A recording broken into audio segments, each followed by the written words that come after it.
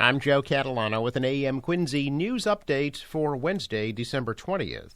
The effort to completely restore power in Massachusetts following that powerful storm could take multiple days. Some school districts were forced to cancel classes for another day today. National Grid said yesterday their crews worked overnight and have since restored power to the nearly 260,000 customers since the storm tore through the region and knocked out power to more than 279,000 of the company's Massachusetts customers at one point.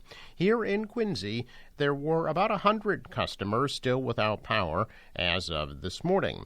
As of 6 o'clock last night, National Grid said about 40,000 of its Massachusetts customers were without power, with the highest concentration of outages in Bristol, Essex, Middlesex, Norfolk, Plymouth, and Worcester counties. The company has secured additional crews, including from New York and Canada, who will be working for as long as needed to restore service as quickly and safely as conditions allow.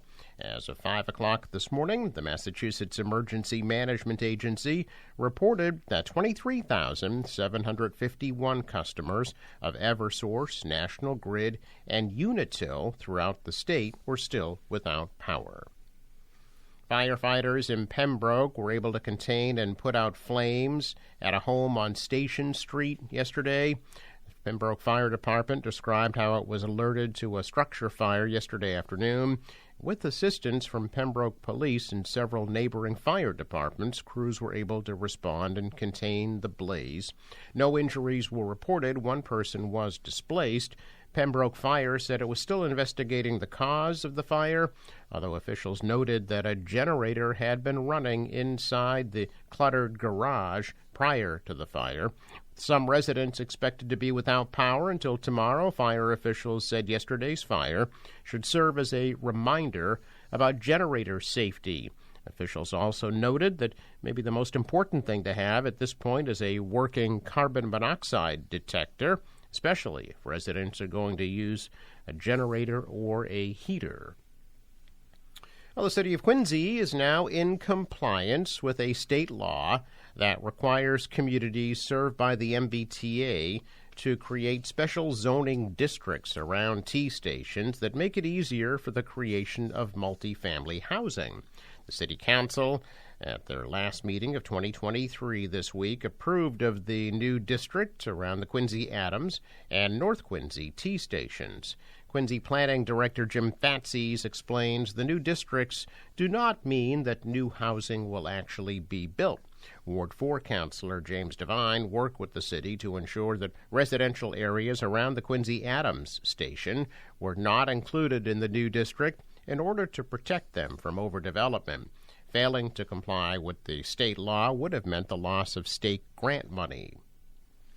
Also, at their last meeting of the year, the Quincy City Council did approve a land disposition agreement that sets the stage for the next phase of the redevelopment of Quincy Center.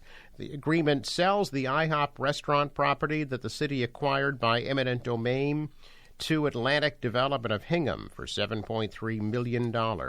Atlantic plans to create a 325-unit apartment complex with ground-level retail space that could include a Trader Joe's market, a restaurant, and a bank. Under the agreement, Atlantic will also construct an 800-space parking garage that the city will pay for and own. Atlantic hopes to break ground before next spring. City of Quincy continues its opposition to the City of Boston's efforts to build a new Long Island Bridge. City Council recently approved a resolution supporting a proposal from State Representative Bruce Ayers of Quincy that calls for a study of creating a ferry service to Long Island. Chris Walker from the mayor's office says Boston has never formally considered a ferry. Boston says they want to build a new bridge and open a substance use treatment center on Long Island. Quincy officials argue that a bridge would generate dangerous traffic through Squantum and North Quincy. 3 Quincy City councilors will be leaving the council next year. Councilor at large Ann Mahoney relinquished her seat in a losing bid for mayor. Ward 2 councilor Anthony Andronico narrowly lost a re-election bid. Ward 5 Councilor Chuck Phelan is retiring. During the last City Council meeting of the year this week, Quincy State Representative Tacky Chan brought well wishes for all three from the State House. During inauguration ceremonies on Monday, January 8th at 10 a.m. at City Hall, Scott Campbell will take Ann Mahoney's seat, Richard Ashe will take Anthony Andronico's seat, Dan Minton will take Chuck Phelan's seat. Campbell and Minton both ran unopposed. A popular restaurant and function facility will both be leaving their home on the South Shore, although they may be around for another year or so. Raphael's and the Greenside Grill are saying farewell to the South Shore Country Club in Hingham at the end of their lease with the town at the end of 2024. After 15 years of serving the Hingham community and 35 years serving the South Shore at large, the owners have decided to embark on new adventures and opportunities. The owners expressed their sincere gratitude to the South Shore Country Club permit holders, the loyal customers, dedicated staff, and the Hingham community for their unwavering support throughout the years. The release also quotes the owners, Elio and Frank Ritchie, as saying it's with mixed emotions that they make the announcement. Raphael's restaurant, banquet, and conference facilities debuted in 1989 at the old State Street Bank Complex in North Quincy, opening another function venue in Walpole in 2000, and also being the exclusive food and beverage provider to the former Clarion Nantasket Beach Resort Hotel and Spa in Hull.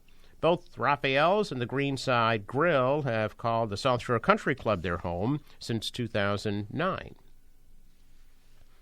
The highest-ranking federal official from the U.S. Department of Housing and Urban Development's New England region was recently in Quincy to tour two projects that are considered to be national models.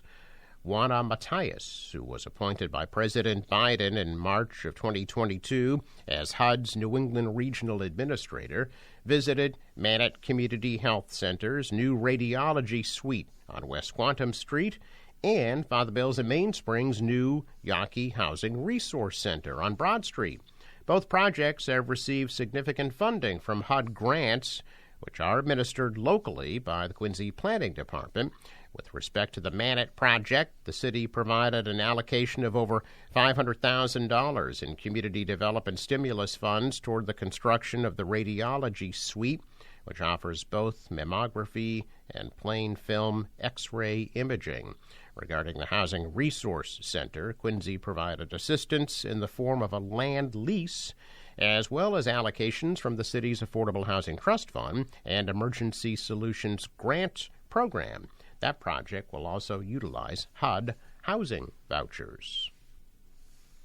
Congressman Stephen Lynch introducing the Re-Engage the Workforce Act, which would provide federal grants to organizations that work with students who didn't complete high school to help them earn their GED and offer additional workforce training and career support programs. The grants would be created within the Department of Labor in consultation with the Department of Education to help facilitate the advancement of education through in-person or virtual programs alongside any necessary support services. According to the U.S. Bureau of Labor Statistics, individuals who didn't finish high school make up the highest percentage of unemployed people in the country and earn $162 less weekly than those who earned their diploma. Lynch says establishing the grant program will help organizations dedicated to re-engaging students and allow them to offer more critical programs such as life planning workshops, career training, resume reviews, and interview assistance. Well, today, Boston Mayor Michelle Wu will formally apologize to the two men wrongfully connected to the 1989 Charles Stewart case. 34 years ago, Charles Stewart told police that he, his wife Carol, and their unborn baby were shot by a 6-foot-tall black man as they were leaving Lamaze class at Brigham and Women's Hospital. Carol and the baby died. Stewart, who was shot in the abdomen, survived.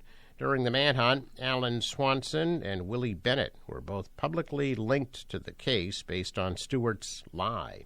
A few months later, in January 1990, Matthew told police that Charles was responsible for the shooting, but before Charles Stewart could be arrested, he jumped off the Tobin Bridge. Mayor Wu is expected to apologize for the city's wrongdoing and for the harm it did to Boston's black community. Governor Maura Healey's administration expects to spend $915 million on the emergency family shelter system through the end of the next fiscal year, according to a new report submitted to legislators. Administration is required by law to submit bi-weekly reports to the House and Senate Committees on Ways and Means. That requirement was contained in the supplemental spending law that recently provided $250 million for the shelter system. To help keep pace with future shelter costs, Healey's administration told lawmakers it plans to use the balance of transitional escrow funds generated in part from the state's surplus in fiscal year 2022. They've already requested $250 million for supplemental funding and $10 million for resettlement agencies. The new request would push the expenditure to the full $700 million remaining in the fund by the end of fiscal 2025. Supplemental budget legislation formalizing the spending will be submitted in the coming weeks, according to Healey.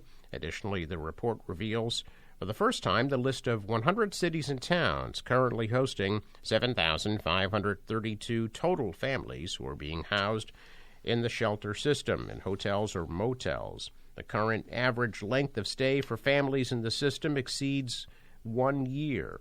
As of last Friday, another 306 families were on the waiting list. Of families currently in the shelter system, over 3,500 are expected to be migrants, refugees, or asylum seekers. The report says 813 members of those families have confirmed work authorizations. A check of business news this morning, and stocks rebounded yesterday. The Dow soared 251 points.